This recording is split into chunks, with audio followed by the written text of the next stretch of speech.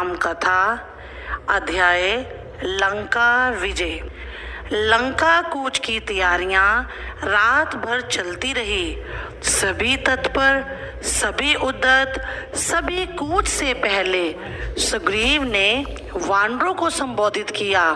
युद्ध के बारे में कहा, युद्ध भयानक होगा। इसमें केवल वही सैनिक जाएंगे जो शारीरिक और मानसिक रूप से स्वस्थ होंगे। जो दुर्बल हैं यहीं रुक जाएं। वानर सेना को युद्ध के नियम बताए गए।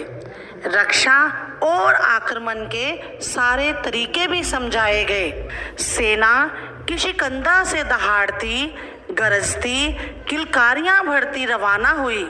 राम, लक्ष्मण और सुग्रीव की जय जयकार से आकाश गूंज उठा। लाखों वानर थे, चारों ओर कोलाहल। वे पेड़ों, पहाड़ों को रोंदते हुए आगे चलते जा रहे थे। इसका नेतृत्व नल कर रहे थे। सुग्रीव के सेनापति जामवंत और हनुमान सबसे पीछे थे। यह सेना की रणनीति का हिस्सा था। दिन रात चलकर सेना ने महेंद्र पर्वत पर डेरा डाला। वही पर्वत जहां से हनुमान ने छलांग लगाई थी, समुद्र निकट ही था। पर्वत पर सेना का ध्वज लगाया गया। तंबू लगे, पताकाएं हवा में लहरा रही थी। उधर लंका में खलबली मची हुई थी। राक्षसों में बेचैनी थी। उनके मन में डर बैठ गया। राम की शक्ति को लेकर जिसका दूत लंका में आग लगा सकता है, वह स्वयं कितना शक्तिशाली होगा। नगर में चर्चा का विषय यही था, लेकिन रावण इससे अनभिज्ञ था। उसे कौन बताता? किसी में इतना साहस नहीं था। ये चर्चाएं विभीषण ने सुनी। नगर की हताशा उनसे देखी नहीं गई। ऐसी हताश सेना युद्ध नहीं कर सकती। उसकी पराजय निश्चित है। वे रावण के पास गए, उसे सही स्थिति बताने, समझाने राम से युद्ध ना किया जाए। उन्होंने कहा, आप सीता को लौटा दें, सबका कल्याण इसी में है। सीता मिल जाएंगी तो वे आक्रमण नहीं करेंगे। रावण ने विभीषण की बात अनसुनी कर दी। उन्हें अपने कक्ष से निकाल दिया। क्रोध में वह स्वयं भी उठकर चल पड़ा सभा कक्ष की ओर।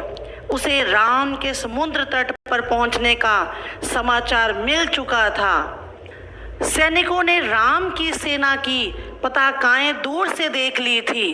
विभीषण रावण के पीछे चलते रहे, बोलते रहे, सीता आपके गले में बंधा सांप है, वह आपको डस लेगा। इसे छोटी बात मत समझिए। लंकाधिराज, ये संकेत महाविनाश के हैं। मैं अब भी कहता हूँ, सीता को लौटा दीजिए, लंका बच जाएगी। तुम मेरे भाई नहीं, शत्रु हो। मेरे शत्रु के शुभ चिंतक हो। रावण का क्रोध भड़क उठा। निकल जाओ यहाँ से, मुझे तुम्हारा साथ नहीं चाहिए। रावण सभागार की ओर मुड़ गया। विभीषण पीछे। दोनों के रास्ते अलग अलग हो गए। विभीषण उसी रात लंका से निकल गए 4 सहायकों के साथ। उन्होंने राम के पास जाना ठीक समझा। समुद्र पार राम के शिविर में अचानक खलबली मच गई। एक वानर चिल्लाकर सबको सावधान कर रहा था, हमारे शिविर में राक्षस आ गए हैं। विभीषण कुछ दूर खड़े थे। वानरों ने उन्हें सुग्रीव के सामने पेश किया। वनराज, मैं लंका के राजा रावण का छोटा भाई हूँ। मैं राम की शरण में आया हूँ। आप मुझे उनके पास पहुँचा दें। विभीषण के चेहरे पर डर नहीं था, विश्वास था। शब्दों में षड्यंत्र नहीं था, कातरता थी, याचना थी। सुग्रीव को उनकी बात पर भरोसा नहीं हुआ। मेरा नाम विभीषण है। रावण ने मुझे लंका से निकाल दिया है। मैंने उससे सीता को लौटाने की बात कही थी। क्रोध और अहंकार में चूर रावण ने मुझे सभा में अपमानित किया। मैं प्राण बचाकर आया हूँ, एक बार राम से मिलवा दें, मैं उनसे कुछ कहना चाहता हूँ। सुग्रीव राम के पास गए। मन में शंका अब भी थी। अंगद भी उसे संदेह की दृष्टि से देख रहे थे। राम ने बात सुनी और कहा, हमें विभीषण को स्वीकार करना चाहिए। मैं शरण में आए व्यक्ति को कभी निराश नहीं करता हूँ, यह मेरी नीति है। विभीषण को आदर से अंदर लाइए। विभीषण राम के पास पहुंचे। राम ने उनका सत्कार किया, लंका का समाचार पूछा। जल्दी ही विभीषण राम के विश्वास पात्र बन गए। उन्होंने लंका की बहुत सी जानकारी राम को दी। रावण और उसके योद्धाओं की शक्ति के बारे में बताया। कहा, रावण पर विजय प्राप्त करने के लिए बल और बुद्धि दोनों की आवश्यकता है। विभीषण, तुम चिंता मत करो, राक्षस मारे जाएंगे, लंका की राजगद्दी तुम्हारी होगी, भविष्य तुम्हारा है। राम ने कहा। राम की सेना के सामने एक बड़ी चुनौती थी, समुद्र, उसे कैसे पार करें। राम ने समुद्र से विनती की। 3 दिन बैठे रहे कि समुद्र रास्ता दे दे, वह नहीं माना तो राम को क्रोध आ गया। राम का क्रोध देखते हुए समुद्र ने उन्हें सलाह दी, आपकी सेना में नल नाम का एक वानर है, वह पुल बना सकता है, उससे वानर सेना पार उतर जाएगी। नल ने अगले ही दिन काम प्रारंभ कर दिया। पुल बनने लगा। वानर कंकड़, पत्थर, शिलाएं लाते रहे। नल पुल बनाते रहे।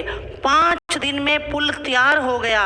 समुद्र को 2 टुकड़ों में बांटता हुआ, उसका घमंड चूर करता हुआ सबसे पहले विभीषण पुल से पार गए। पीछे पीछे वानर सेना का अगला शिविर दूसरे तट पर बना। असंभव! रावण क्रोध से चीख उठा। समुद्र पर पुल कैसे बन सकता है? इस समाचार से रावण को विस्मय हुआ, भय भी, लेकिन उसने जो भी मन में ठान लिया था उससे डिगा नहीं। उसने आदेश दिया, सेना तैयार की जाए, युद्ध का समय आ चुका है। अब दोनों सेनाएं समुद्र के एक ही ओर थी। उनका आमना सामना होना शेष था। आक्रमण की तैयारियां थी, रणनीति बन चुकी थी। पहले आक्रमण की योजनाओं को अंतिम रूप दिया जा रहा था। राम ने अपनी सेना को 4 भागों में विभक्त कर दिया। लंका के 4